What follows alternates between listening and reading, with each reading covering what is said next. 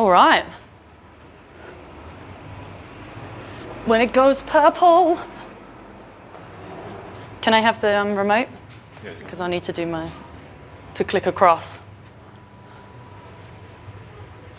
All right, team. Yay! Thank you so much, Luke. I really appreciate that. We're there. So welcome to today's workshop. It is titled How to Breathe. What I'm going to take you through this morning are the practical applications of breathing, posture, and movement. So we're going to take a little bit of a look about how that all ties together just in your daily life. So ideally how we should be breathing when we're just kind of moving and doing normal things versus how we should be breathing ideally when we're working out in the gym.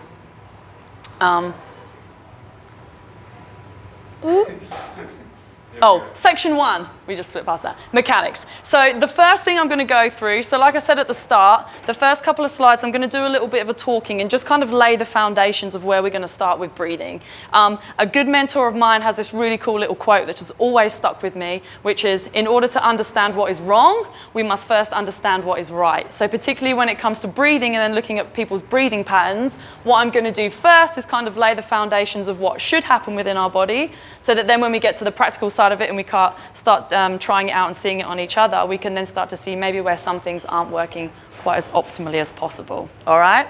So your mechanics of breathing. So why is breathing so important? Obviously it supports life, right? I think you've got about 3 minutes before you're in serious trouble, and then you've got about 5 minutes before things are pretty much over for you in terms of life. So breathing is incredibly important for us to support life.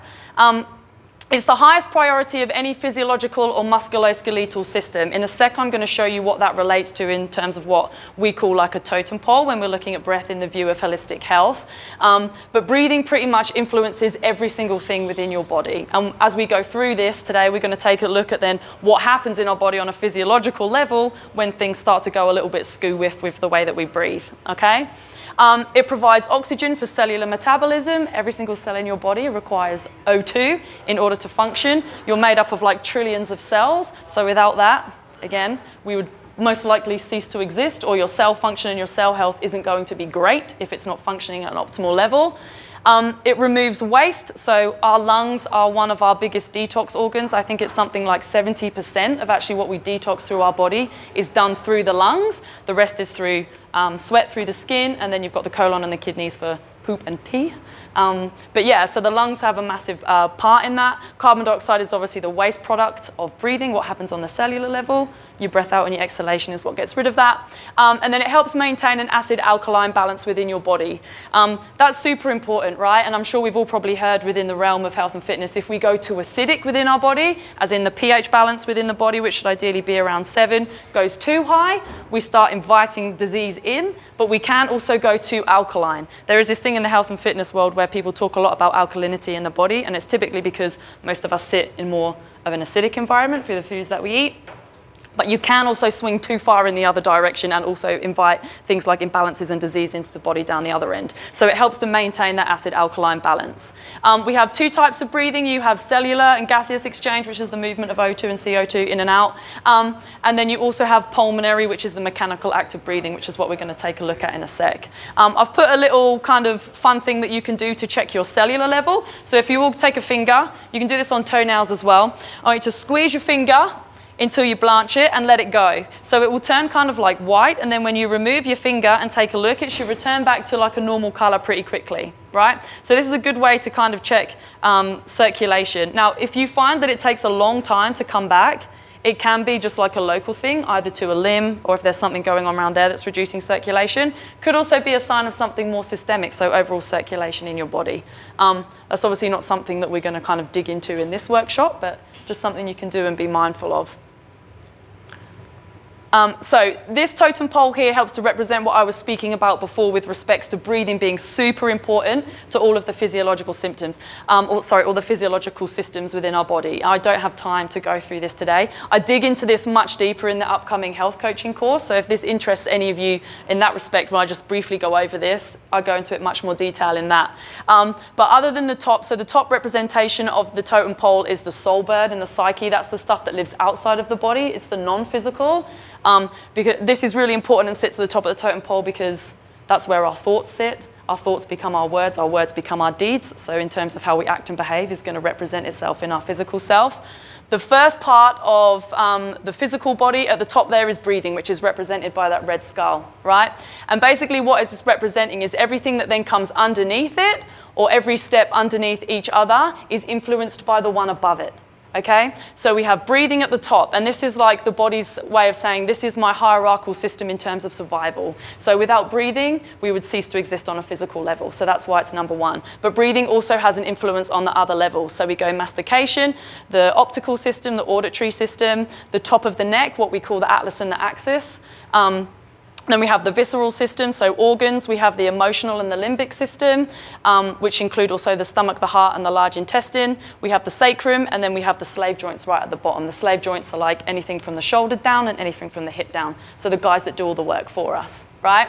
And often in this realm, in the space of health and fitness, a lot of people come to us because they have issues in those points, right? Either in the lower back, the sacrum, or their slave joints, shoulders, knees, ankles, those kinds of things.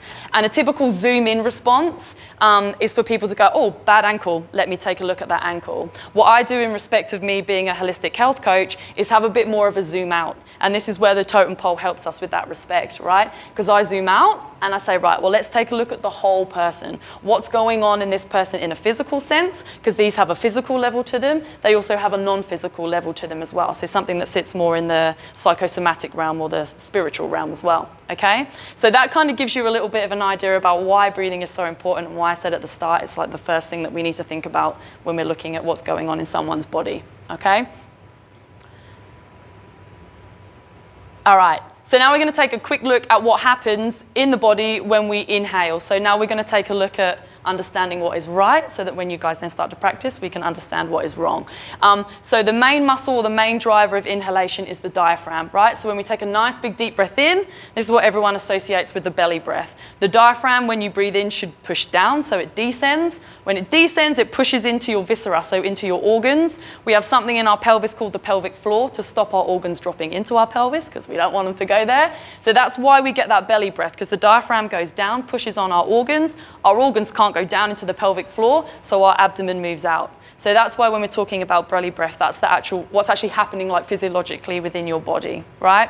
Then the second part of the breath should be an expansion and a lift of the rib cage. So it should be like an expansion and a lift out, sometimes a little bit of a lift up, depending on whether we're working out or working hard, but it's not this, right? Which is what we'll see, and when you guys practice in a sec, we'll have a little look and see what's going on with you guys when you breathe. But it's like a lift out, and it's mainly the muscles that sit between the ribs that do that for us.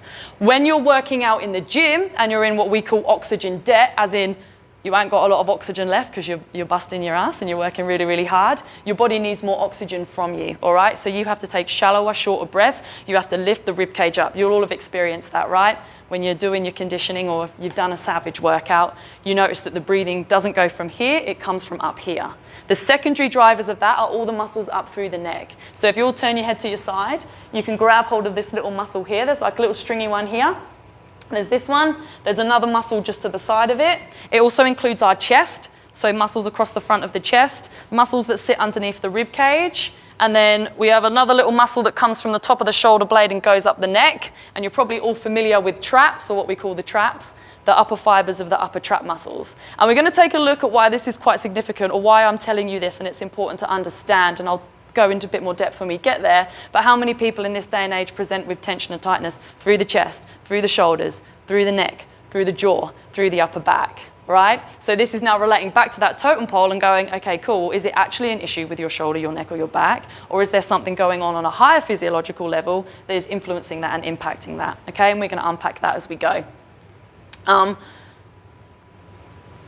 Moving on then, you've obviously got the opposite of that, which is your exhalation. What happens here then is your diaphragm relaxes. Now you've got your TVA, so most of you may have heard of that, or when we're talking to you and we're saying like, embrace your core, or engage your core. That's kind of typically the one we're talking about. TVA stands for transverse abdominis. It's basically that big muscle that runs around you like a belt, right? So it goes all the way around here, kind of from the bottom of your ribs, all the way around, top of the pelvis, all the way around. So when we're yelling things at you in the gym like stabilize your back, or take a breath in, stabilize your core, that's the muscle that we're really paying attention to. When you breathe out, that muscle squeezes back in, which pushes the diaphragm back up, and then whoop, air comes out, right? When you're breathing out, the muscles that were lifting the rib cage up turn off, and then the ones that pull the rib cage down turn on. So all of this should turn off.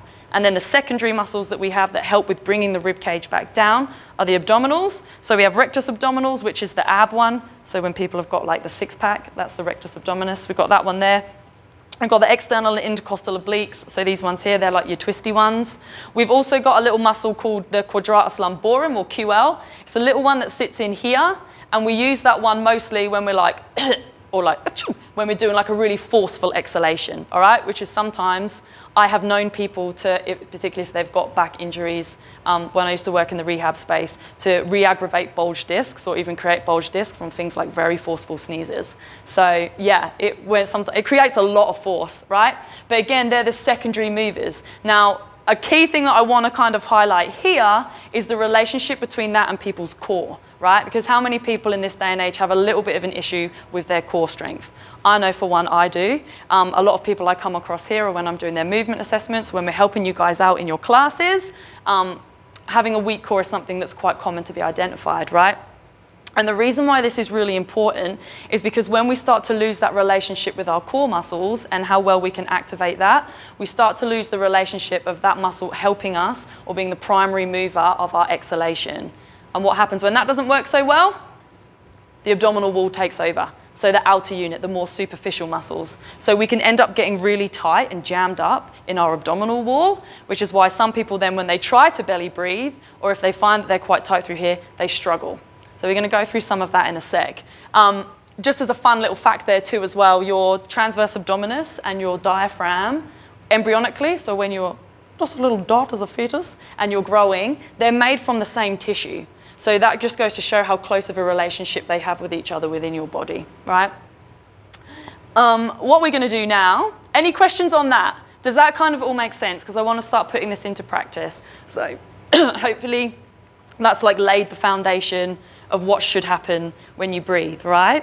Okay, cool. Everyone jump up for me. So you're going to come up to your feet. So what we're going to do now is go through like a little bit of a practical exercise to see what happens within our own bodies when we do this. So I want you to just kind of relax, have a few little jumps up and down if you need, relax your body. And I want you all to just where you are, just take, bring your hands down by your side, just take like 4 or 5 really nice big deep breaths in. So I want you to just become really aware of what happens in your body and relax. I'm going to have a little bit of a look as you go. So big deep breath in. I don't care how you do it, through the nose, through the mouth, out through the nose, out through the mouth, whatever feels good for you. Cool. And that big exhale. And again.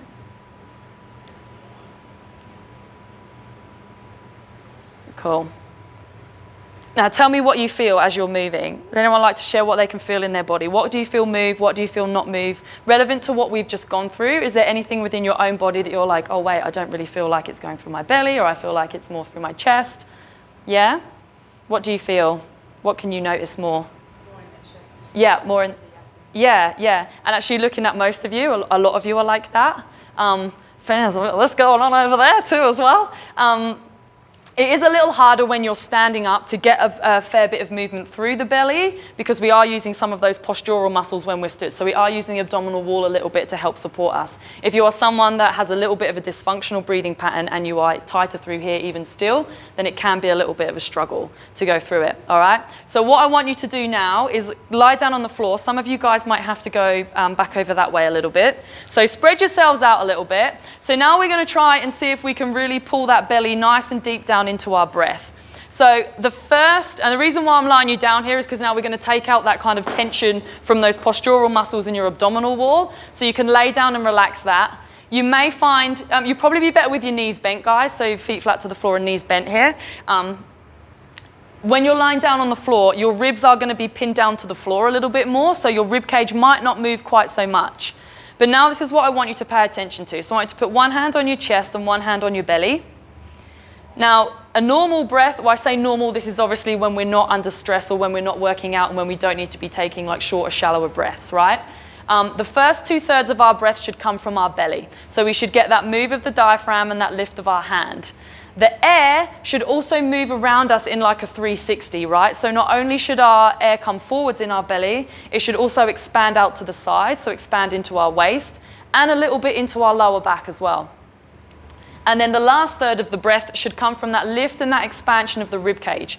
So now I want you to just try again, maybe another 5 or 6, 7 or 8 breaths.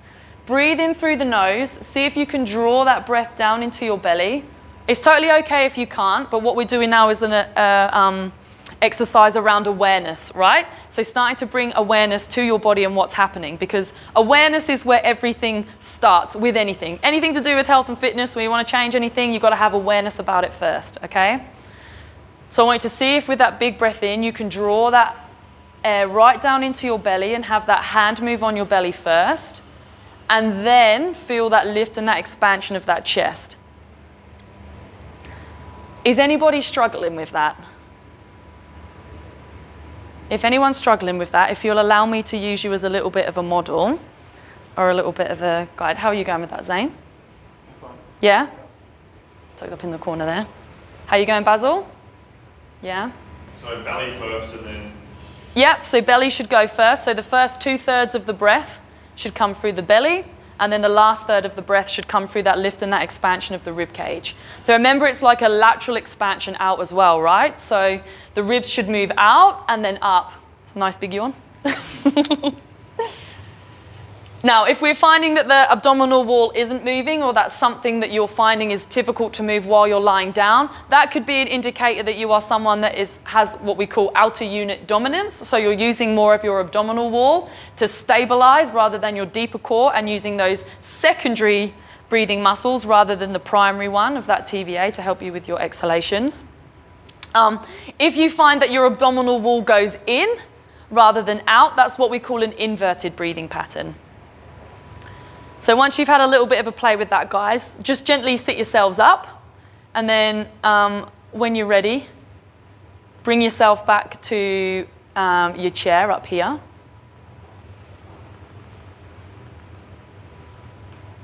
Oh, yeah, we've done that one. Now, did anyone struggle with that? Did everyone find that once they lie down and start to really focus on that we started to get a little bit more movement through your bellies? Yeah, I definitely saw it. When you were standing up, it is a little harder, but a lot of you were breathing a little bit more through your chest. And when we look at breathing through the chest, the reason why this has quite a lot of significance is because of stress. So we're going to now look at why or how breathing and stress are related, but also why when we have like a dysfunctional breathing pattern, that can also exacerbate stress. So the first thing we're going to do here is just have a quick little recap on how breathing is controlled within the body, and then a brief little look at the stress response, or what happens in the body, right? Is everyone with me so far, by the way, because we're about to move on to like another little bit, yeah? Cool. So some of you will probably be familiar with this. Again, this isn't the space to go really deep into this in the stress response, but we're just going to go through like a basic foundation so you understand the next layer when we add the next layer of the lasagna back in. So the stress response here is shown by this little diagram over on the side. So this is a photo credit of Paul Check, the Check Institute. That's the qualifications I have through my health coaching. The red side is related to what we call the sympathetic nervous system, okay? So when we're looking at the stress response in our body, a stress response is controlled by what we call the ANS, which is the autonomic nervous system. Autonomic meaning it's automatic. You don't have control over it, right? It's a physiological function that's built into us as humans, mostly geared around our survival through our evolution, sits in the back part of our brain in what we call like the hindbrain or the lizard brain. It's a very primal thing that we don't have any control over, right? It's what kicks in when you think or you perceive yourself to be in some kind of stressful situation, or a situation in which your life is in danger, and then we turn on what we call the fight or flight response. I'm pretty sure most of you have probably come across that, familiar with that term, fight or flight.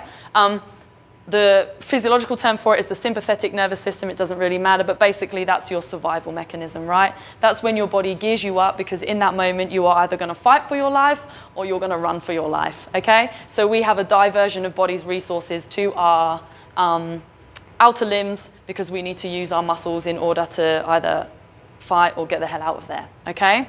So that is what is seen by the red seesaw here. And then the green seesaw is then the opposite side of that, so what we call the parasympathetic nervous system, which is then what we call the rest and digest system, yeah? So This basically works in ways in your body.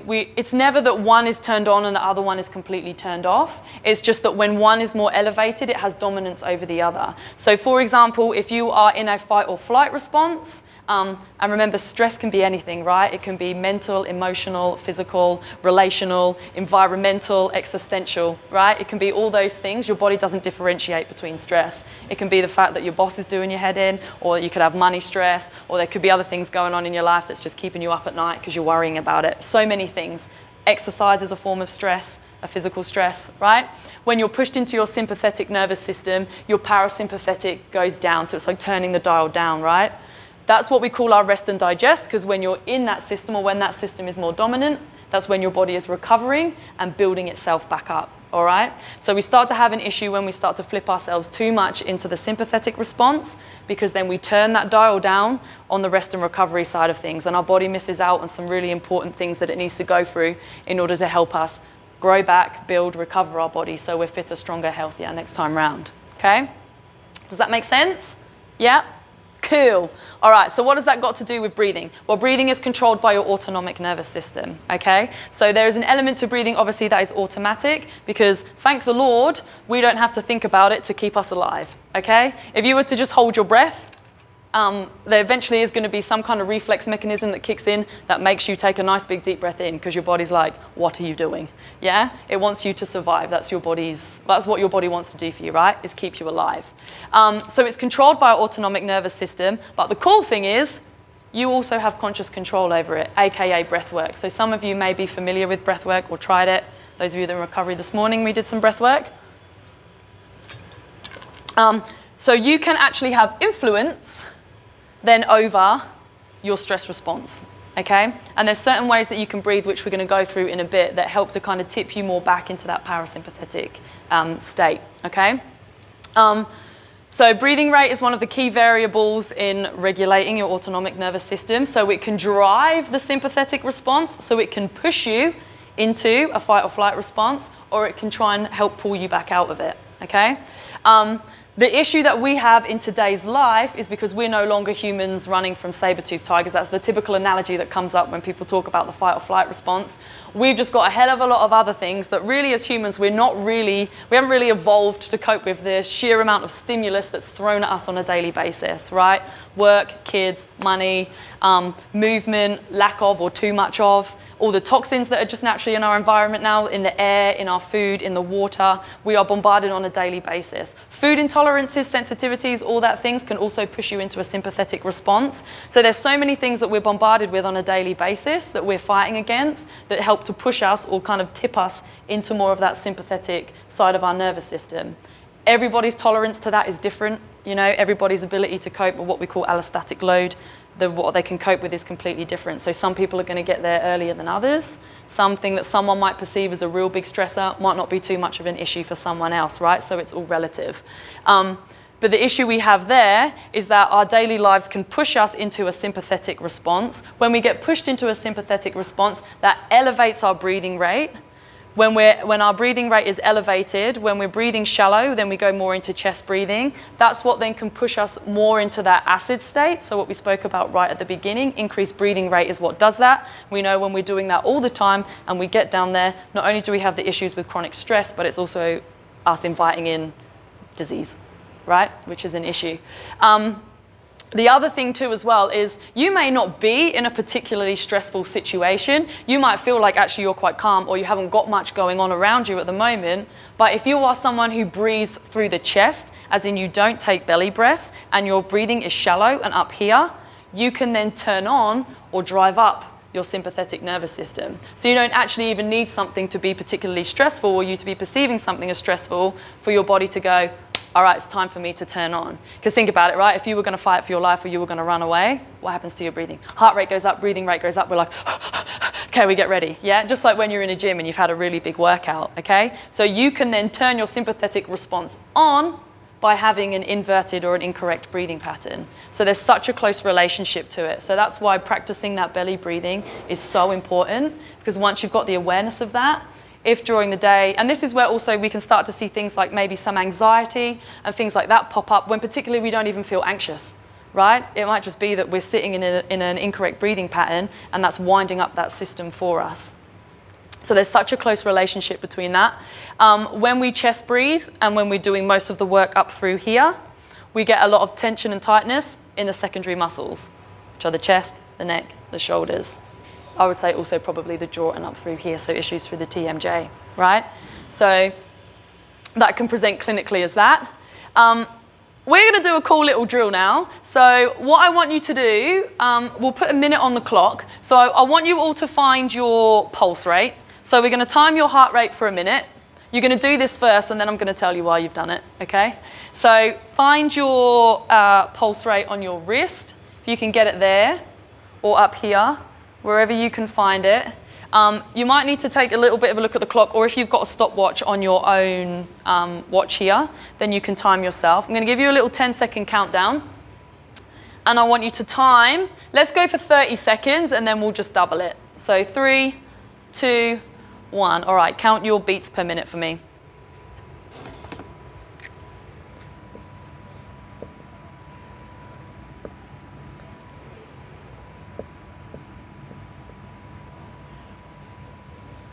I'll just get you guys to do it.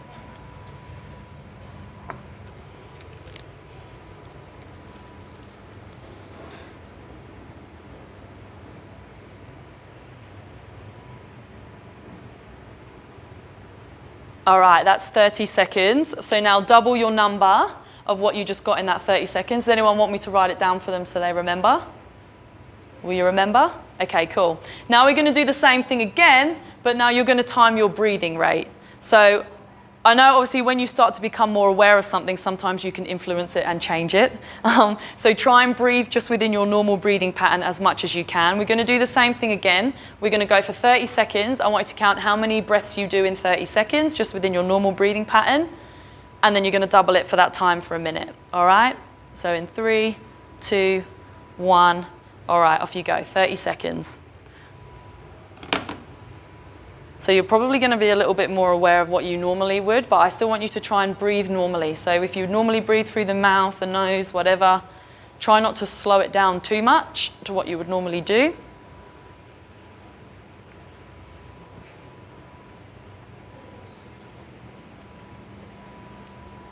You got another 5 seconds. 3, 2, and 1. Okay, so now you need to double that number. So now you should have 2 numbers, your beats per minute and your breath rate per minute. Now you're going to divide your heart rate, so your beats per minute, by your breathing rate per minute. So if anybody wants to borrow my phone for a calculator, you can borrow that. Or if you want to shout out, oh, I'd love to if I knew where my phone was. It's where? Oh yeah, it's recording. I'm glad you lot are here. Okay, has everybody got that number? Yeah? Read out what you've got. Big number divided by the small number. Yeah, so it should be like a something point, something, something, something. 4.3. 4.3. Helga, what did you get? No, I haven't got it yet. Okay, that's cool. Rach? 2.8. Basil? 4, exactly. Bang on. 3.75. 3.75. Have any of you got your one? So it's heart rate divided by breathing rate. Helga, you got yours? 6.6, cool.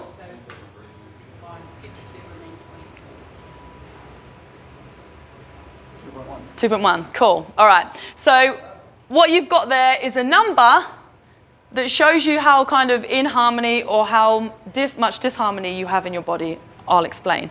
So what that number is, the first number, it doesn't really matter what the actual number is, whether it's a 4, a 5, a 6, or a 7, that's irrelevant. What we're looking at is the decimal points afterwards. So what this little kind of cool test does us is shows us how in tune our body is through what we call our biological oscillators. We are an electrical being, that's how humans work. We have the brain, the heart, and the colon, okay? There are 3 major biological oscillators that control quite a lot of the frequency that moves within our body. The number that you've just got there is showing you how well in tune all of your systems are, okay? And this is where we can use breathing again to bring back and regulate our systems. So to the degree that your decimal point is higher, shows a little bit more disharmony or dysregulation within the body, and how that you can help to use breath to start to bring a bit more harmony back to your body. So for example, like a 2.1 or 2.2 is closer to 2, so that shows us a bit more harmony. A 2.678 shows us that there's a little bit more disparity between that, right? So a little bit of an imbalance between the communication of our systems within our body, all right? So no, it's just it's the number afterwards, so it's the degree to the decimal point after. So the first number we're not worried about whether it's a 5 or a 6 or a 7, it's the point. So like if it was 2.1, 3.5, 4.8, whatever, this number's not important. It's this bit. So we're looking for the degree to how far away that is from the original number. So a 2.1 is fairly close, so that shows there's more harmony within your body. A 4.8, 8 is much further away from the 4, so that shows a bit more disharmony. Does that make sense? So this bit's not the important part. Cool. Oh no. What? If it's an 8.8, is that good because it's close to the first number? Or the 8's still bad? It's the decimal point, so the further away. So the 8, it's not bad, but it's further away. So you would want to be closer to 8. Yeah. Oh, you're saying it's close to 9. You're saying because it's close to 9. Yes, the first number meant absolutely nothing. Yeah, the first, yeah. Cool. All right, roger that. Are you with me? Awesome. I've got a question. Yeah. I'm not trying to be like an annoying... Yeah. But why does the first number not mean anything and the second number mean something? Because you're looking for the disparity between how far away it is. So because it's going to be different, right? Because everyone's breathing rate and heart rates are going to be different. So what the first number is irrelevant. That's like your starting point. So your breathing rate and my breathing rate is going to be different. So when we divide the numbers, it's never going to be like we're always going to get 4 or we're always going to get 5. You're going to get something different. What we're looking for is how far away that decimal point is. So if you got bang on, like Basil got a 4, that's bang on. So that's showing that there's harmony in the body. Yeah? So then it's the decimal point and how far away then from that first number the decimal point goes. Yeah, I'll talk to you about that. Yeah? Am I not explaining that properly? I don't know. Yeah, okay, we'll go through it after. I was a curious mind. Yeah, no, that's good. Yeah, maybe I'm just not explaining it that well. I'm just going to put my timer back up here so I can see what time we're on. Okay, cool. Oh, we're doing well. All right, so now we're going to go into breathing imbalances, right? And the impacts that this can have on your body. So what happens to our body on a physiological level when we start to get dysregulated breathing patterns, okay? Cool. So here is what can show up in our body when we have a little bit of an imbalance in our breathing, all right? So this kind of relates right back to the start and the totem pole as well that we were talking about and the physiological systems that sit underneath that. So we can have musculoskeletal issues, aka issues within your musculoskeletal system, so within your joints, your muscles, your tendons, your ligaments, particularly in those tight secondary muscles. So we've gone through that already, the things up through the upper back, the neck and the chest. And then again, as we've already mentioned, that increased breathing rate increases production of lactic acid, which causes achy and stiff muscles. So this is where it relates to that increase in pH of the body, right? So that's the connection there between that, so why that does that. Lactic acid and pyruvate are byproducts of muscle contraction. You know when you have a really big workout and the next day you're like, oh my God, you literally feel like you've been steamrolled and you're really sore? That's like the byproduct of lactic acid. It's like a waste product, right? When we have an increased breathing rate, based on some chemistry that happens in the body, we can also get that occurring. So sometimes people that feel like they're always achy and stiff and sore, or they're waking up and they're like, oh, I always feel like I'm a bit achy and stiff and sore, but for no real reason, then we can say, okay, you haven't just had like a big, massive workout, and or you're working out, but you're always achy and sore, because that shouldn't happen either. Then we can be like, okay, cool, is there something going on with somebody's breathing pattern that's maybe contributing to this? Yeah? We can have biochemical issues, so the acid-alkaline balance. We've already gone through that. Obviously, when you get pushed into your fight or flight, if you're doing that continuously, chronic stress is bad for our body. Short-term stress, great, we need it, right? It's something that our body needs. It's when it goes chronic is when we start having problems.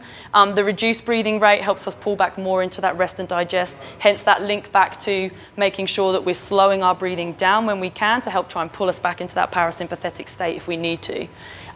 We can have digestive issues. How many people in this day and age present with digestive issues?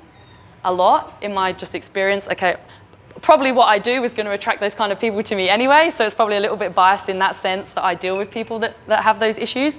But to me, in my experience, that is very common. A big link there is with that link to the sympathetic nervous system, because when that is switched on, our blood gets diverted away from our internal organs and to our periphery, so to our limbs, in order for us to act as hard and as fast as we can, thereby meaning it gets diverted away from your digestive organs, so it can downregulate your digestive system. So we can have issues with the digestion. That can be anything: bloating, gas, constipation, diarrhea, anything that you would attribute to being a digestive issue can come as a result of that. Yes, there could also be many other contributing factors to it, but it's something that we can look at, right? And then we have the mental, emotional, and cognitive issues. So these can arise as a result of breathing pattern issues, things like anxiety and panic attacks.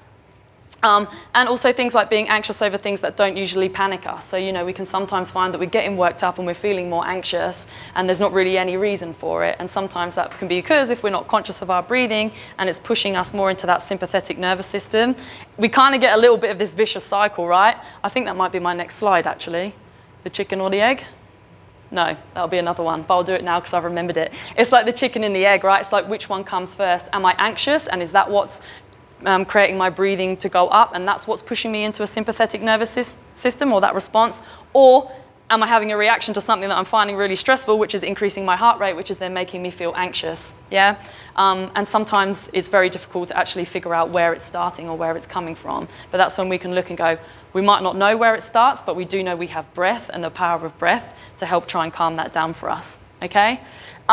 Breathing pattern disorders. Now, this is when sometimes the function of breathing in terms of your autonomic nervous system can go a little bit skew-whiff, all right, when things start to go slightly wrong. So the list up here is signs of a possible breathing pattern disorder. This isn't like a diagnostic thing. This isn't me standing here and saying if you've got these, then you definitely have a breathing pattern disorder. This isn't about diagnosing that for you, but it's putting the information up there. So hopefully along the way, this information is about you guys being able to like connect dots, right? And being able to go, oh, okay, I experienced that. Maybe that's to do with this. Or, oh, yeah, that actually resonates with me. Maybe this is something I need to look into a little bit deeper. Or go and have a conversation with someone who can help you with that kind of stuff to get to the bottom of maybe some issues that you resonate, that we go through, right? But some common things up there that we've already kind of mentioned: the anxiety, panic attacks, the brain fog, the stiff and painful muscles, headaches, pins and needles, the upper chest breathing all the time, bloating and digestive problems, extreme fatigue, that kind of stuff. Okay? That makes sense? Yeah? Cool. Oh yeah, there we go. That's my chicken or the egg. So that is basically just my note to you guys to be like, sometimes you're not always going to know where the issue is coming from. Sometimes you're going to know, right? Some people know what their problems are. They know what their issues are. Yeah, sometimes they don't. So it's saying if you don't necessarily know, don't stress about trying to find out exactly what it is. Just know that now you're going to have breathing, and we're going to go through some stuff in a sec to help you with that. You have a tool that's available to you that's completely free. You don't have to pay to breathe air, that you can use to help you with things like that. Yeah.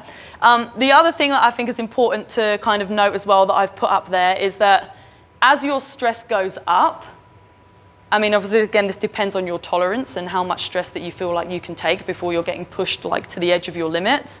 But as your stress goes up and your symptoms go up, your tolerance for exercise goes down in terms of higher intensity exercise, all right? So that's obviously a big thing that we do here with you guys, and through our programs, hopefully that reflects, which is why we do things like have different versions of, you know, we have the strength stuff where you get to breathe a bit more rest. We have some stuff where we push you a little bit harder, but then we also make sure we're finishing your sessions and things with some cool down time, with some breathing, with some breath work, with some stretching, all right? So it's not us just constantly flogging the living daylights out of you. That's why we program in deload weeks and things and stuff like that, right? There is a method to our madness. It's all related and comes and ties into this, okay? But this is something that I feel like some people are a little bit unaware of, and often when we're feeling a bit more anxious or a bit more stressed, we think that just getting to the gym and just giving it to the gym and flogging ourselves is the answer. Sometimes, yeah. If you're walking away and you're feeling like it's actually giving you a little bit of energy back, great. If you're walking away from it and you're like, oh my God, I literally feel like I just need to go and lie down and sleep, that's probably a little bit of an indicator that it's pushed you a little bit too far, in which case pay attention to your body, tailor the intensity sometimes. This is a big thing in today's society that I think, just personally from my perspective, if a lot of people understood the power of and being able to manage that and then use exercise and things like breath to their advantage, it would help a lot with stress management. Okay? Cool. Let's give some of this a go, shall we? So you guys can stay sat there if you want. If you want to sit on the floor, if you want to lie down, that's totally cool. Just get yourself into a comfortable position. So we're going to spend, I don't know, maybe like the next 10 minutes just going through a couple of different breathing disciplines so you guys can try some stuff. A lot of the time with breath work, it's about finding what resonates with you and what you enjoy and what you like to do, and like cycles and things that you feel like you can work comfortably with. So yeah, find yourself a little bit of space. We're going to start with that coherence breath at the top. So again, it's worth repeating. Breathing is free, just like sleep is free. I know this isn't on sleep, but also one of the biggest recovery tools you have available to you. Doesn't cost you a damn thing. So breathing disciplines, why? Because they help to calm our body, mitigate stress, improve sleep, and improve recovery and repair. So help us to get into more of that parasympathetic side of our nervous system so we can chill out, rest, digest, recover, build our bodies back stronger. I'd probably recommend you close down your eyes as well, just because these lights are a little bit bright. So close your eyes down for me. Just before we go into this, I just want you to bring some attention to your body. So just start to pay a little bit of attention to how you feel. Maybe notice some things that are going on within your body, if there's any kind of tension or tightness, like physical. But also check in with yourself on that kind of mental and emotional level as well. Is there anything that's kind of weighing on your mind at the moment, maybe stressing you out a bit? Maybe you're feeling a little bit anxious about it. We're going to go through some of these breathing techniques, and then I want you to tune back into yourself at the end as well, and then see if you feel like you've either calmed down a little bit or if there's a little less tension in your body, and so on and so forth. So the first one is coherence breath, and what you're going to do is breathe in for a count of 5, and then breathe out for a count of 5. So you're going to do a continuous cycle of 5 seconds in, 5 seconds out. So if you can, through the nose. We have a lot of parasympathetic nerve endings up the nose, which is why the nasal breathing is really important, or why we often recommend breathing through the nose. When you nasal breathe, it's also how we produce nitrous oxide, which is a vasodilator in the body, so it has a close relationship with helping us to like regulate and manage things like our blood pressure, which we miss out on when we chest breathe or breathe through the mouth. So I'm just going to give you maybe about a minute here, guys, and I just want you to go. If 5 seconds feels a little bit too long or a little bit too short, then you're welcome to extend it or shorten it slightly. But what I want you to try and do is keep that nice steady rhythm. If it helps having that one hand on the chest and one hand on the belly, then you can, to help you direct the movement of your breath. So in for 5, out for 5. We're going to go for about another 30 seconds here. So just about another 3 cycles of that. And I want you to be really intentional when you're going through breath work or doing some kind of breathing practice. The key to it is to be really, really intentional with what you're doing. So bring all of your attention and all of your awareness into your breath. Feel the air go through the nasal passage, down your throat, into the belly, and then into the lungs. Build a relationship with your breath and how it feels as you pull it in and how it feels when you push it out. Okay, just do your last cycle on that one, guys. And then when you're ready, just have a little bit of a wiggle around just so I can see where everyone's at and see that they're done before we move on to the next one. Cool. So you can stay down on the ground here if you want, guys, or you can sit yourself up, whatever you feel most comfortable with. How did that one feel? Yeah, like that one? That's a nice one, that one. Like picking something like that, like a time in and a time out, and just rolling it round is really nice and simple. Yeah, it's such a simple, easy way for us to just immediately become aware of what we're doing. Okay, now we're going to try something that is going to extend the out breath, all right? So we're going to shorten the in breath a little bit. We're going to go for 4 seconds in. But now this time when you breathe out, I want you to extend your out breath as long as possible. So there's no timing to this. You're literally just going to breathe out for as long as you can until you feel like you've just about emptied your lungs. I don't want you to feel like you get to the point where you have to then gasp for air to suck it back in. That's not the purpose of this. We still want to stay kind of within the realm of control and it being a nice, enjoyable thing. So I want you to take 4 seconds in, big deep breath in through the nose. This time I want you to breathe out through the mouth. So I want you to breathe out through the mouth. Often if you purse your lips as if you were blowing through a straw, that really helps to control the out breath. So I want you to try that. All right, let's give that a go, fam. So now try this. This is called the transformer breath. So 4 seconds in and then out for as long as possible. So we'll go for about another minute or so here. So those extended out breaths are what really help us to tune into our parasympathetic nervous system, right? Breathing just in on as, oh my goodness, Holly, get your words out. Breathing in and of itself, when we breathe in, that's like the little sympathetic part, right? So when we breathe in, we naturally get that little elevation of heart rate, little elevation of breathing rate. When we breathe out is when we're parasympathetic. So we have this relationship between stress of that being that sympathetic and that parasympathetic on a global relationship with our body, but we also have a smaller, zoomed in, more intimate relationship in that when we breathe in, that's like a little bit sympathetic. When we breathe out, that's a little bit parasympathetic. So we're constantly going between that seesaw with every in and out breath.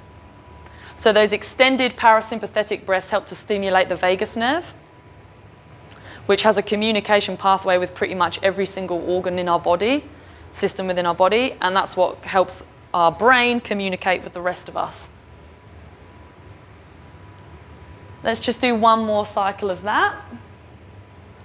So one more nice big deep breath in, and then one more really nice long and slow exhale. And then as soon as you're done with this one, guys, when you're ready, I'll get you to sit up for these last two. So we'll come up to seated. So as soon as you're ready, no rush. But then when everyone's up to seated, then we'll go through the next one. How did that feel? Yeah, it's different, right? Long out breaths are my personal favorite. Particularly when I do things like ice as well, when I get in ice baths, when I'm put in a very stressful situation. I don't do the typical hyperventilation breathing, which is typical for Wim Hof. I have to do much longer, elongated breaths for me to make sure I don't like freak out when I'm in there. So that's one of my personal favorites. Now we're going to go through a little bit of box breathing. So this is probably one out of all of them that people are typically most familiar with if they've done a little bit of research on breathwork, or if they've tried it, or if they've done classes and stuff before. This is another beautiful one. It does require a little bit of a hold in the middle and at the bottom of it. But what we're going to do here, we're going to stay with the 4 seconds. So it's called box breathing for those of you that haven't come across this, because it's basically you're thinking about sort of drawing a square as you're going through your breath. You're going to do 4 seconds in, so you're going to breathe in for 4 seconds. You're going to hold for 4 seconds. You're going to breathe out for 4 seconds, and then you're going to hold for 4 seconds again before you breathe back in. Okay? So sit however is comfortable for you. If you want to have your legs out, your legs crossed, however you feel is the most comfortable position. You don't have to sit a certain way. It's more about you being comfortable. Close your eyes down. And let's go for maybe about a minute and a half on this one, okay? So I want you to experience a little bit more time in those breath holds. So working a little bit more on that carbon dioxide tolerance.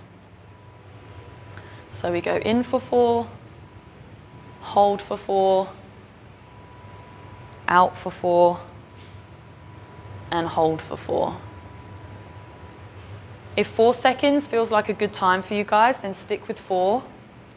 If it feels like it's a little bit too long, particularly on those holds, then feel free to shorten it. You can do like a 3, 3, 3, 3. Alternatively, if you feel like you want to extend it a little bit, you can do 5s or 6s. So you can play with it. That 4, 4, 4, 4 is just a nice place to start.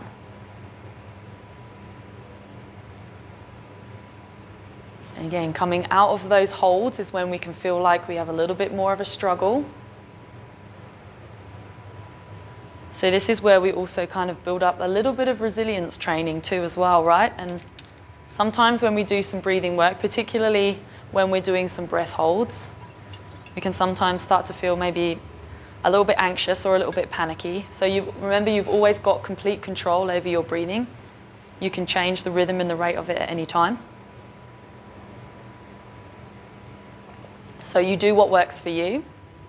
But if you can try and stay with that, even if some of those feelings do start to come up a little bit, as long as it's not too intense, see if you can sit with it and use the breath to help you work through it, right? So this is about us now regulating our nervous system. Because when we hold our breath, that's when our body goes, whoa, you need to breathe, keep you alive. So when we do slightly longer holds and a bit more intensive breathing like this, we're working on kind of regulating that autonomic nervous system. Just do one more cycle of that, team. So wherever you're at with that, just continue your cycle. And then once you're done, I'll get you all to come back and sit back up onto the bench, and then we'll go through the last one all set up on here. So no rush, but finish off that cycle.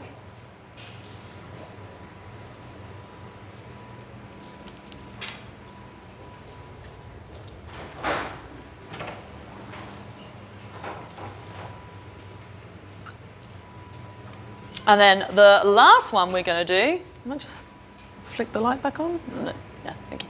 The last one we're going to give a go here is alternate nostril breathing. So alternate nostril breathing can be a good one to help with regulating sleep cycles. So if anyone struggles with sleep, because it helps to regulate energy within what we call like zone 6, or if you're familiar with chakra centers, chakra 6, power center, energy center, what kind of ever term resonates with you. That's where our pineal gland sits, our pituitary, both important glands in terms of hormones and creating hormones that we need for sleep-wake cycles. So this can sometimes be beneficial or help people with that if they struggle to sleep. It's something to do before they go to bed. But what you can do, it doesn't matter whether you use, I just always do it like this, but it doesn't matter. You can use finger, thumb, you can do it like that. You're going to plug one nostril. So you're going to close up your left nostril, or your right, whichever. You're going to take a deep breath in through that one nostril. So this is now through the nose only, right? You're going to take a breath in through the nose. There's no time to this, so you're just going to take a big deep breath in. Once you've had that breath in, you're then going to plug that nostril. You're going to breathe out through the opposite side. And then before you swap nostrils again, you're going to take another breath in through that side. So we plug. You go out, in, plug, out, in. All right? Let's give that a go. If anyone has issues with like nasal passages, you're quite like small nasal passages, or maybe you're a bit sinusy, got some big boogers up there, you might find this a little bit challenging, in which case don't force it. We're going to take a little bit of a look at airways and nasal passages and why that affects breathing in a sec. But yeah, as long as that feels comfortable to do it, you can close down your eyes if you want to. And just go with your own breathing pattern here. It doesn't have to be timed. You're just going to take a nice big deep breath in. And just alternate those sides.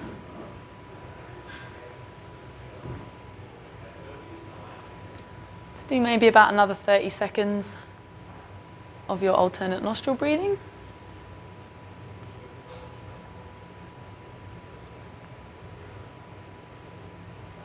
Oh, this has gone too far. Cool. And then when you feel good, then bring yourself just back to your normal breathing pattern. So just finish that one up.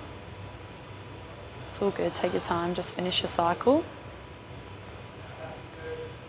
Cool, all right. Now, I'm not sure what's happened here. I think we may have had a little bit of a muddle up of slides, but we'll go for it. So the next part we're going to take a look at is posture. So I'm not sure where, yeah, okay. I think I might have lost a slide or two here, but it's all G. So posture and breathing are very, very intimately related, right? We've already had a little bit of a discussion about what happens here through like the head and the chest and the neck and stuff. And what should happen in the body when we breathe in versus what should happen in the body when we breathe out, okay? So if we take a look at a slumped posture, I want all of you to do that for me now. So I literally want all of you to just kind of slump forward and round out your shoulders, all right? Now, when we think about what happens when we breathe in versus when we breathe out, or inhalation versus exhalation, what position is this? Do you do this Like more when you breathe in or more when you breathe out? Out, right. So if people are stuck in a slumped posture or people have poor posture, aka they're like this all day or like this all day, they get permanently stuck in a position of exhalation, right? Which is bad news for us in terms of us being able to reach the full potential of our breath. Because when we breathe in, we should, like the movement of breathing is coupled with lifting the body out. So moving the body out away from the fetal position, lengthening, straightening the spine, taking the limbs away from the body and opening the limbs up. Okay, that's the movement we associate with inhalation. When we exhale or when we breathe out, we do the reverse. So we bend the spine, we bring the limbs back towards the body, we curl our limbs in, we like internally rotate, we move back to the fetal position. Yeah? If you're permanently stuck in that position of exhalation, try it. Slump forward, slump forward and try and take a nice big deep breath in without lifting your chest. Take a couple, just slump, keep it rounded and try and breathe in. How nice does that feel? Now, take a big deep breath in and open your chest as you lift up. Like open, lift the arms away even if you want to. How does that feel in comparison? Yeah, right? You get the space, exactly. You get the space to get it all in.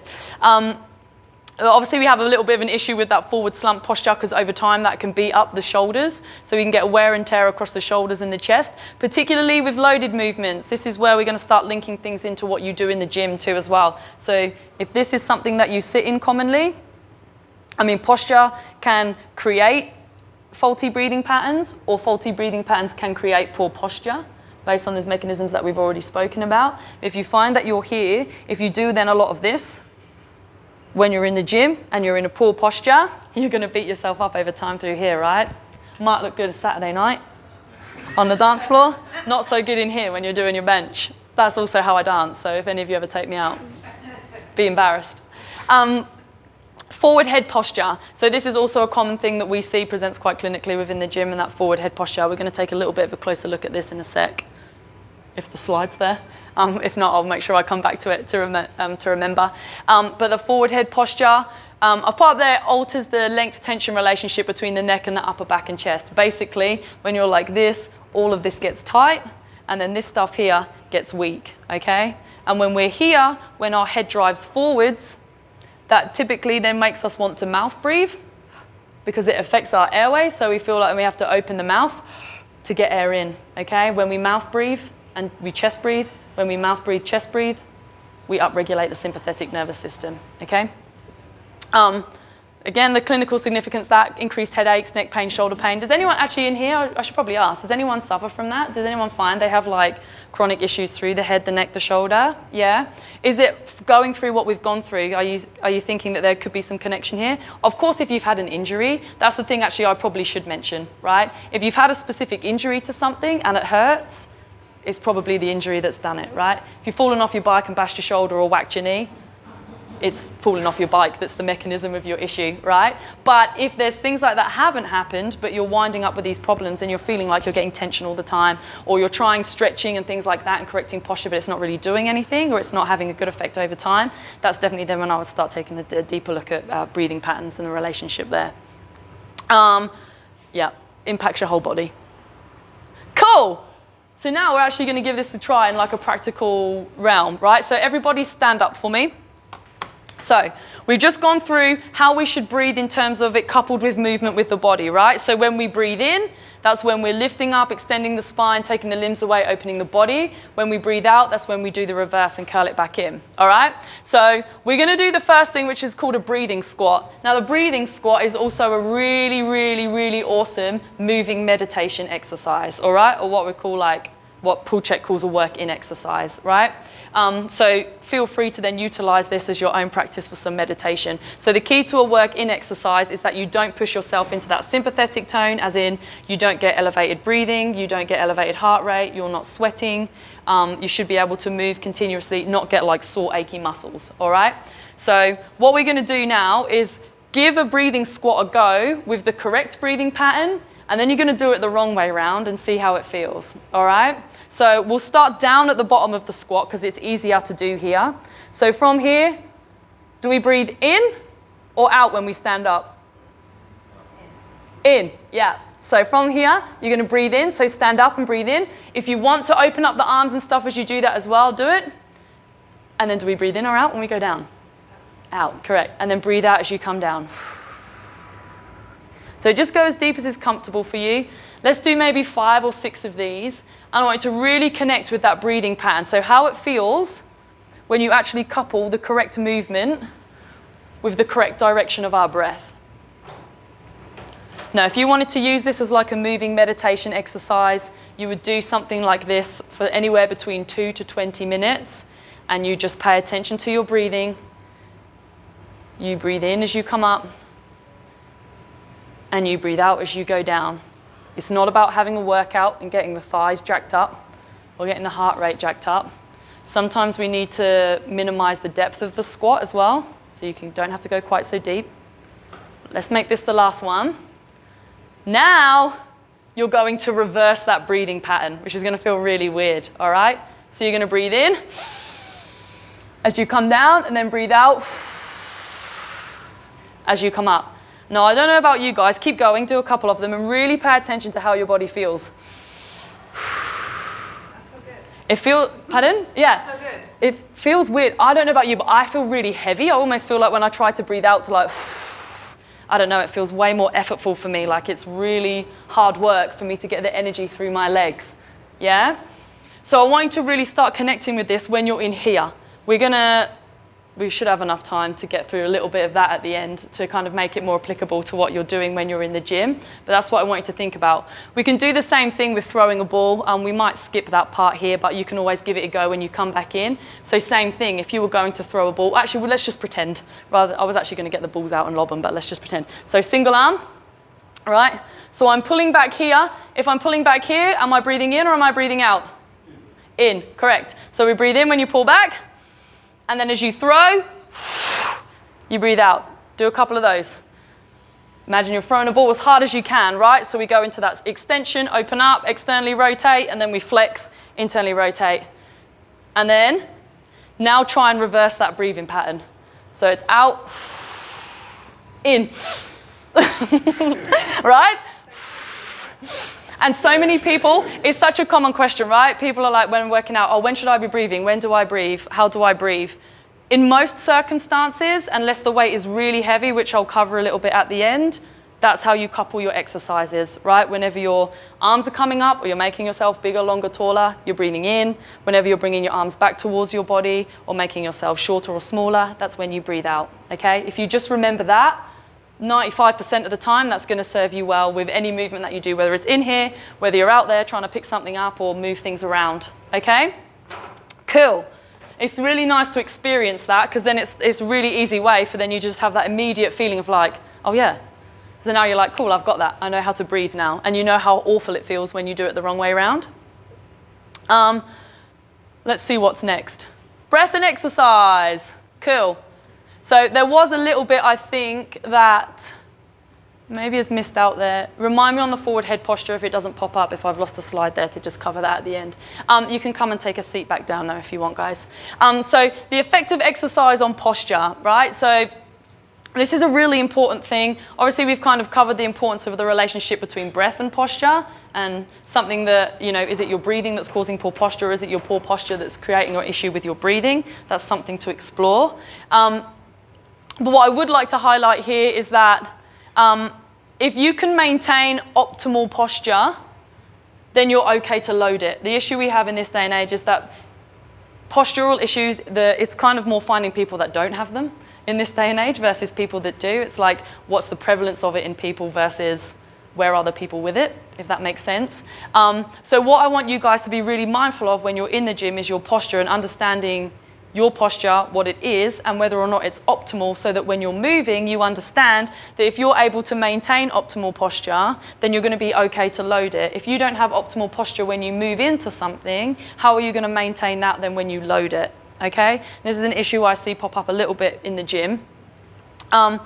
If you train to be strong in an optimal posture, i.e. you're meeting the correct demands of the exercise when you're doing the exercise, then you're more likely to return to that position in between extremes, right? So then when you're pushing really hard, when we're lifting stronger and we're pushing a little harder, we get a little bit of a breakdown in technique and posture. That's okay, that happens, yeah? When we're at that top end of things, that's gonna happen because we can't maintain perfect form. Versus also then maybe when we're sat down and doing nothing, right? So it's about understanding the demands of your day to make sure that then when you're in here, you're then doing the things that help to counterbalance that. So somebody who's, say, like, I don't know, a builder who's on construction sites, lifting heavy things up, moving things around all day, has a very different postural demand to somebody who sits at a desk all day, right? Makes sense. So it's understanding that relationship and making sure that then when you're in here, that you make sure you're doing the right things in terms of supporting that, right? So for example, someone who's sat down for a long period of day, this quite commonly mimics the squat position, right? So if you're here a lot of the time, my advice to you would be to then make sure you're coming in for the sessions during your week where we're working on the posterior chain a little bit more, right? Because that's going to help to balance you out. And if you're particularly like this a lot and pull you out, if you can and straighten up your posture, that's going to have a massive carryover to your ability to breathe effectively as well, and vice versa. Does that make sense? Cool. All right. Let's try and, I'll try and have this done within sort of like the next 5 to 6 minutes. Okay, so we've gone through that and the breathing and lifting. So that was the one where we went through what happens. They're just like the technical terms. What was that slide before? Oh yeah, this is the other thing actually that I wanted to bring up. So do the exercise you're choosing support your current posture and balance, and the postures created by what you do outside of the gym. We just covered that. But asymmetrical postures, right? It's not uncommon for some people to be a little bit like this or a little bit like this, or have something that's a little bit different from one side to the other. If you're noticing that within your body, then it's really important that you have some kind of asymmetrical program to bring balance back to your body so that you can bring balance back to your breathing, yeah? You want to make sure you train in all planes of movement. Just like when you breathe in, you should be bringing your breath in through all planes of movement, forward, side, and into your lower back. You want to make sure you're training in all those different planes of movement as well. So forward, backwards, out to the side, and rotational forces as well. And just as a little side note though, poorly designed program would be something that is too much or not enough to counteract the demands of your sport and your work, which is why we always say to you guys, look at your app, look at your calendar. Like, we plan your workouts specifically to counterbalance stuff like this. So we're working you in planes of motion that are like counterbalancing to each other. So it's split across your week. But that's why we always say, check your workouts and check your programs. If you're only coming a couple of times a week, so you can make sure you're balancing your workouts out across the week, right? So that you're actually making sure you're giving your body a fair distribution of like workout across all your postural muscles, not always just doing like squat days or leg days, for example. Yeah? Does that make sense? Yes, good answer. All right. So breathing and lifting, we've gone through that. So we won't give this a go, but I'll just explain this. So in terms of like crunches, you can try this in your own time. So crunches, this is why I brought crunches up, because this is a common thing that people spend a lot of time doing, particularly if they have a goal of wanting to improve abdominal tone. They look to doing a lot of crunches. Just like when you were slumped forward like that when I got you to sit up, what position am I in when I'm doing abdominal crunches? Am I in exhalation or inhalation? Which one? Exhalation. Yeah, exactly. So when I'm here all the time and doing loads of these every day, because I'm like, yeah, get some abs, 500 crunches a day, I'm putting myself in repeated flexion in exhalation, right?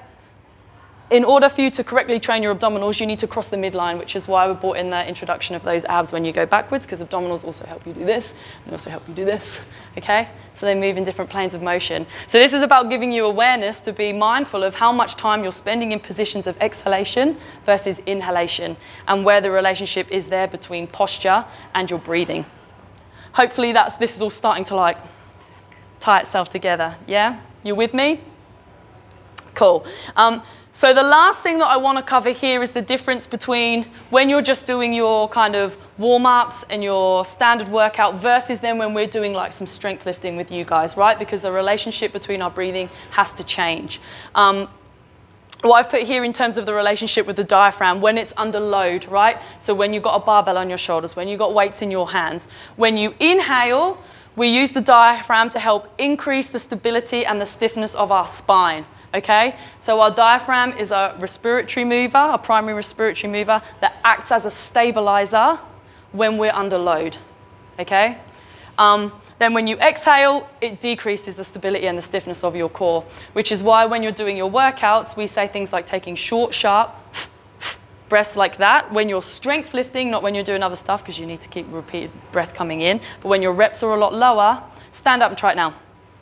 So this helps to increase the stability around your spine. When you've got a heavy load on your back, on your shoulders, do you want increased stability or decreased stability of your lumbar spine? Increased. Good answer. Cool. So the way that we can help turn that on, so typically what we talk about, or we might have spoken to you guys before, is about stacking those ribs over those hips, right? Because that's what helps us turn on the abdominal wall. Sometimes people get a bit like unsure of what to do with their pelvis here. If you just take a really short, sharp breath out, what do you feel in your midsection? In fact, I can see it. I can see it moving in all of you, right? That's how we get that increased stiffness and stability, right? That's part of it. That's not the entire thing with like a bracing and a bracing sequence. But if you do that and then stop, if I was to come and give you a big old whack in the belly, boom, you'd be turned on slightly, right? Ready to take it. So that's the kind of feeling that you want to have before you get under a heavy bar or before you go into your rep, that you like tighten up, you get your abdominal wall on, so that if one of us was to come around and be like, bang, see it? Ready? Yeah? See it turn on? I would never whack you in the belly, Zane. Maybe. Yeah, so that's just a really simple thing that you can do to make you go, okay, yeah, that's how I can turn this on. I won't lie to you, it's a little bit tricky to start to learn the correct breathing pattern when you're lifting and working out. Again, it's awareness and putting it into practice. If you remember outside of strength lifting, that breathe in when you come up, breathe out when you go down, carry that through with you always. But then as soon as things start to get heavy, by about 75%, I think 70, 75%, something like that. That's when you then want to start to change your breathing pattern to help increase the stability around your lumbar spine, right? So for example here, I've given a deadlift. This is like a common strength lift, right? We haven't got time to play with this today, but you've got deadlifts on your workouts and all your other strength lifts. So start to practice it, right? So if you imagine you've got your deadlift, if you have no load on that bar, or it's a light bar, or maybe you're doing a little bit of a warm up with one of the wooden dowels, then from here to here, you can just do that normal breathing pattern, right? So do I breathe in or out when I come up to the top? In, cool, and then out when I go back down to the ground, yeah? Then once we start to get to a heavy load, so about 70% of your 1 RMs and above, that's when you need to change your breathing pattern, right? Because you don't want a deflated core when you pick up a barbell, because if you have a deflated core, you have instability around your lumbar spine, yeah? How are you guys to give me like maybe 5 minutes so we can just have a quick practice with bracing, yeah? So can I have because we're going to give this a go, because I feel like we should practice. Can I pinch you? Sure. Can I pinch you as a model? Cool, awesome. So when we breathe and when we take the breath in to kind of set the brace around our middle, come this way for me so you go sideways on, so these guys can see you. Okay. You want to take like that little bit of a breath into the belly as you breathe in. And then you want to draw that belly, draw that air back slightly, yeah? So then we get that tension. So imagine I'm going to whack you on the tummy. So you can have that little exhale to tighten it here. Are you all right for me to just put my hands over your waist? Yep. Yeah? So now it's quite easy for us to get this bit here, right? To go in and out and to brace here. Because if I was to whack Rachel in the stomach, she'd get braced ready to go, right? What we need to be able to do is also push the air laterally. So now what I want you to do, I want you to take that breath in again. So breathe in. And now, as you have that short, sharp breath out, yeah, I want you to think about pushing my hands out to the side. Okay? So relax, go again. And now breathe out. Yeah, like that. Right? Okay, go again. Cool. We're going to have a little bit of a play with this in a sec. So go, be soft for me. Relax. How easy she is to move, right? Now, do that again without me touching you. Yeah? That's the difference, right? That's the difference between like a deflated core and a stabilized core. In your workouts, if you're not stabilizing your core, we'll be able to come over and push you over. We shouldn't be able to do that, right? When you're in the bottom of your deadlift and you're about to lift, you do exactly the same thing as you just did. When you're at the top of your squat and you're about to go into your heavy squat, you do exactly what you just did before you go into it, right? You hold the breath, you come up here, you reset quick, and go again. Same with the deadlift. Here, set it, up, come down, hold the breath, reset. Okay? Let's have a little bit of a play with that brace in. I'm going to come round, and if you're okay for me to put my hands on your hips, I will. If you're not, that's totally cool. Helga? Are you okay for me to put my hands on your hips? Spin round for me. Cool. So what I want you to do is take that big deep breath in. Now breathe out as if I was going to whack you in the belly. So big breath out. And now as you do that, next time you do that, I want you to try and push my hands out to the side when you do that. Big deep breath in and push out. Try a little bit more. And again. Yeah, okay, we're getting there. We're getting there. Cool, and again. Breathe out. Try and push me that way, yeah? Yes, that's it. Cool. All right, keep practicing that. Zane? Spin. All right. So breath. Yeah, nice. Again, yeah, good. Good. And you see, automatically when he does that, he gets that little whoop, drop of his ribs over his hips. So, can I whack you in the belly? Oh, how's your hand? Yeah? Solid. Good, that's good. Well done. Basil? You all right for me to pop my hands over your hips? Yeah? All right. Breath in, and then breath out, like, as if you're going to blow it out nice and strong. Imagine Rachel's going to come and whack you one in the stomach. You get ready to take it. Yeah, good. Again. Out. Yeah, nice. Again. Blow out the candles, Basil. Yeah. Yeah, good. You need to practice that. You can put your own hands on your hips while you do this as well, guys. All right, Fenny. Okay. In, out. Yeah, nice. That's super strong. Yes. Yeah. Yeah. Well done. As if you have a belt. Yes, because that's the whole thing, right? When you have an actual weight belt, that's where you push the air around it. You're right for me to put my hands on your hips, Jamie? Yeah, cool. And then out. Yeah, oh, nice. That was a good one. Do one more. Yeah. Yeah, nice. Good job, team. Well done.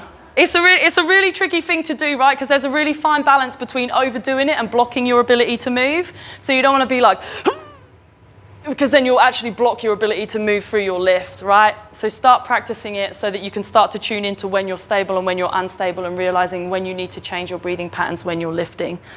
Does that make sense? Yeah? Cool. I think that might, last couple of considerations. You can come and take a seat now, guys. I'll wrap this up. McGill, there's a doctor called Stuart McGill who's like a world-renowned back man. I don't know if that's like the scientific term for him. I'm sure that's how he introduces himself. I'm Stuart McGill, the back man.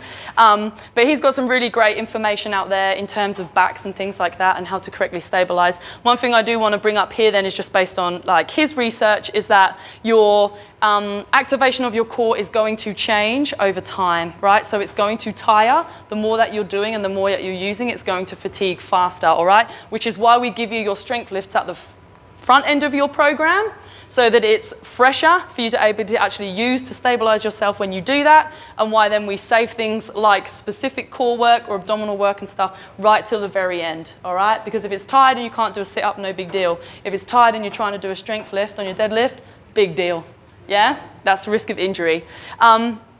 That will obviously change the stabilization of your lumbar spine. Your level of conditioning will affect your ability to co-contract your transverse abdominis and your diaphragm at the same time. So remember, they have that close working relationship. Your diaphragm acts as a stable respiratory muscle first, stabilizing muscle second when we're changing that breathing pattern to go with strength lifting, right?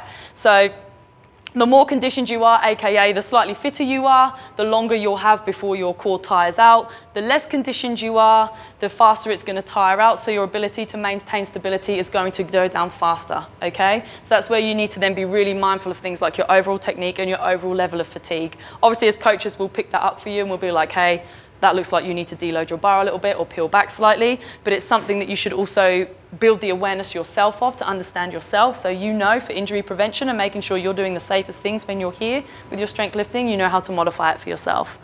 And then I think this is my last slide. So summary, breathing and posture and exercise are all related, hopefully. Based on this last sort of minute and an hour and 20 minutes, I've hopefully present a part of that to you. So efficient breathing requires good posture.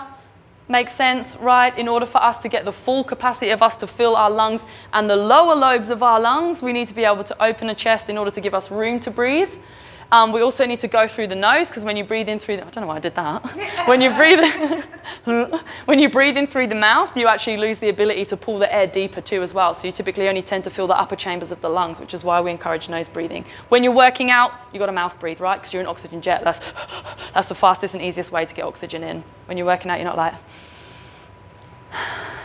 right? So bear that in mind. When you train with optimal function alongside enjoyment, so that is making sure that you're picking some exercises or your workout days that are relevant to what you need to meet for the demands outside of here. So maybe you don't like doing deadlifts, for example, because you're really good at squats and you love doing squats, but you suck at deadlifts. Well, you need to do deadlifts more often because that will strengthen up your posterior chain, but also to the other things that you enjoy as well to make it more beneficial and more enjoyable for you guys. Breathing can enhance posture, check, we understand that now.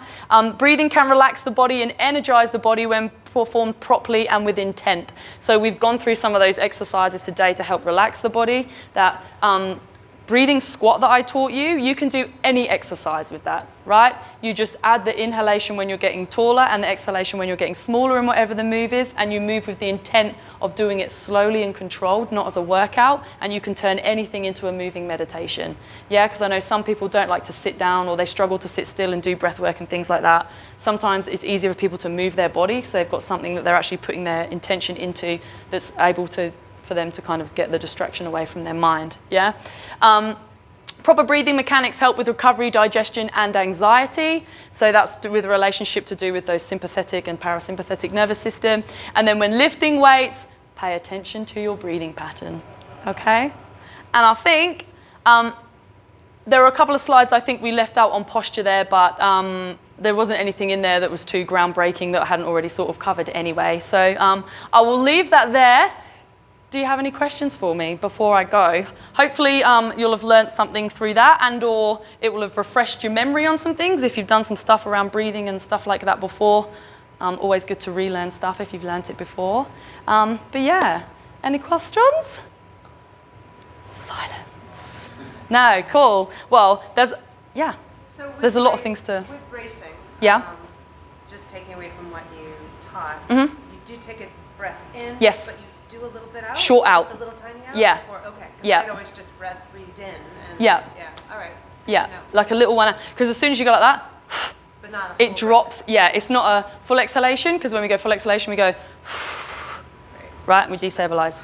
But the set of the ribs over the hips is what we're looking for. So when you do that, automatically in that, it automatically just brings you down a little bit and gets you that tension in the abdominal wall. So yeah, but don't overdo it. So you're not like,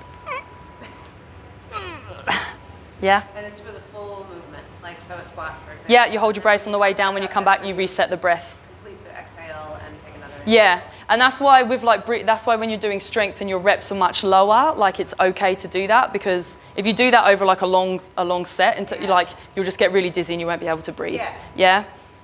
So when your reps are much lower and you're working more in that like pure strength, when you've only got a few reps to get through, that for maximal stability, yeah. And that's where then you can also start using a belt or play with a belt, because that acts as really good proprioception. When you've got it around you, you can start to play, and or sometimes even just grabbing one of those bands and tying it around where about your belly button is when you're doing it, just to have something to feel of where to push your air, that can help as well.